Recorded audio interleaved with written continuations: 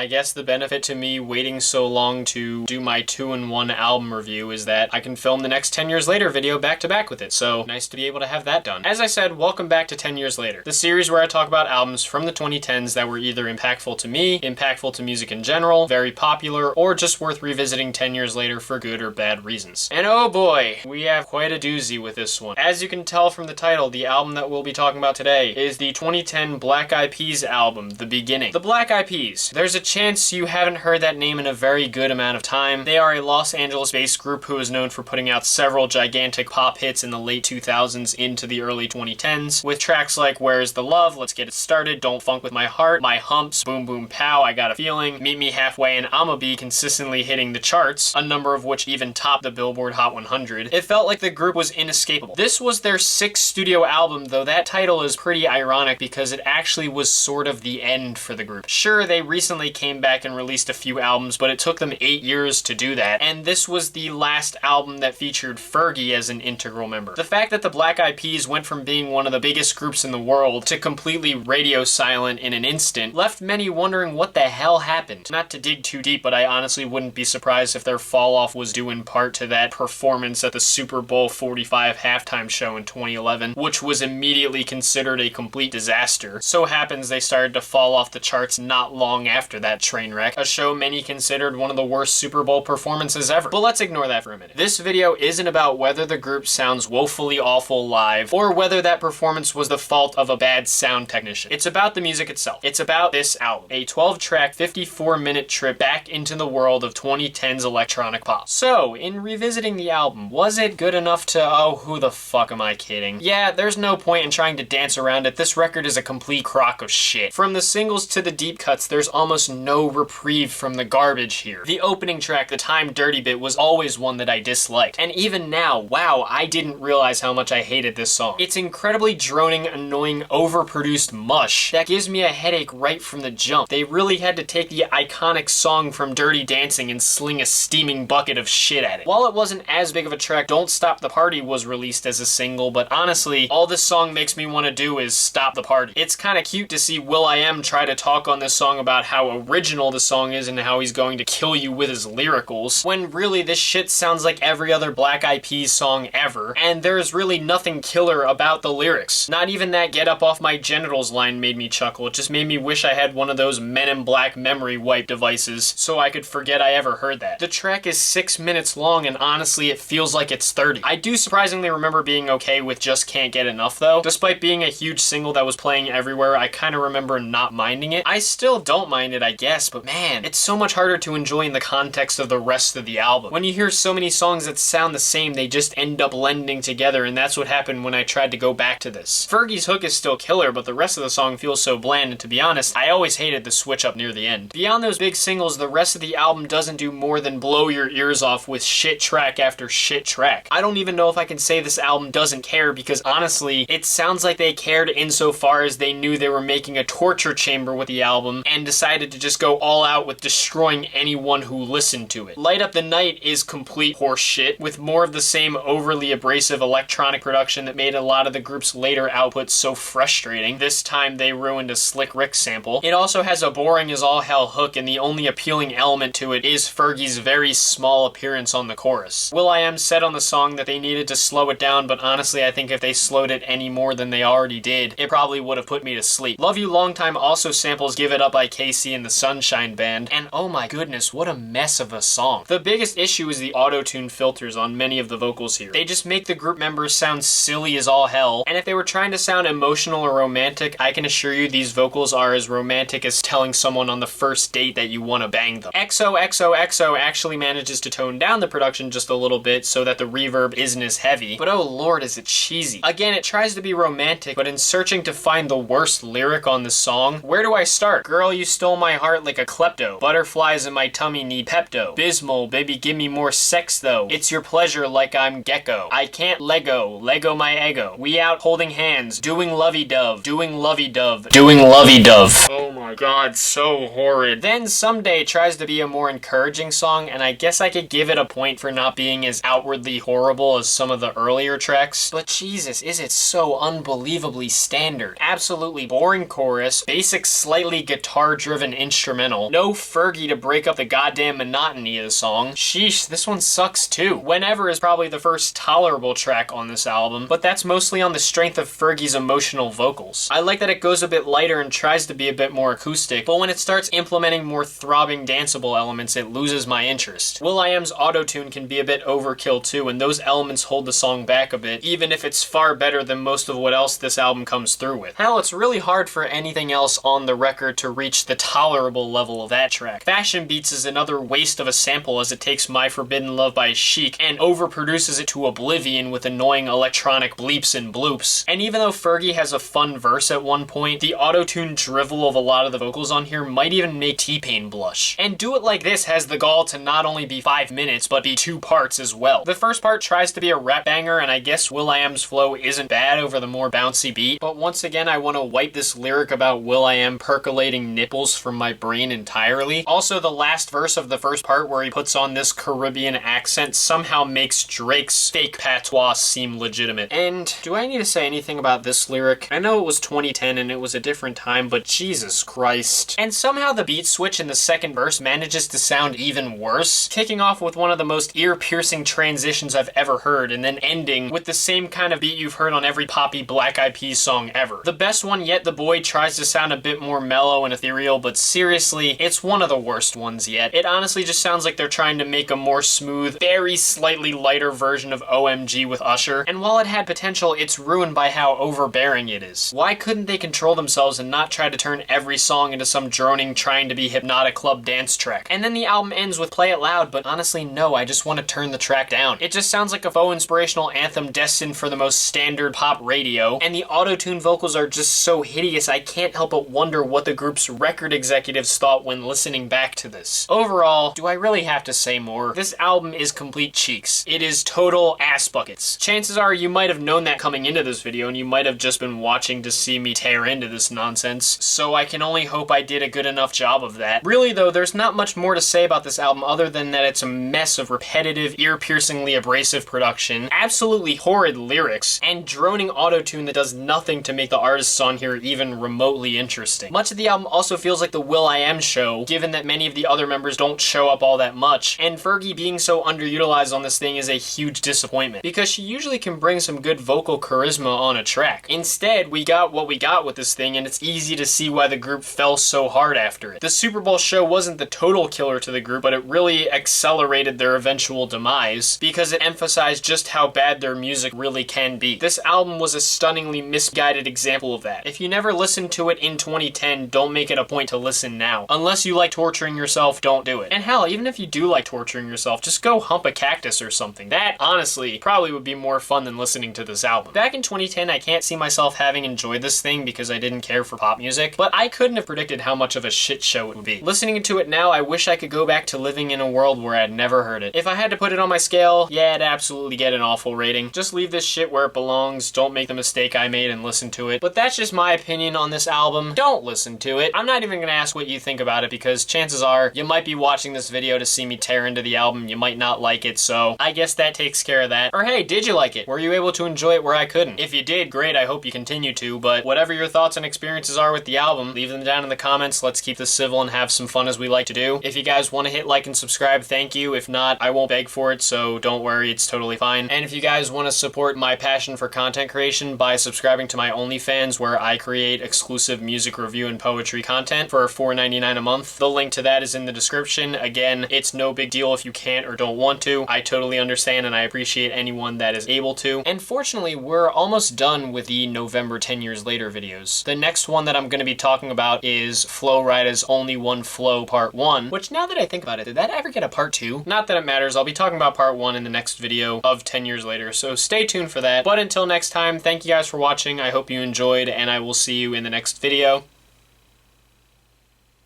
Peace.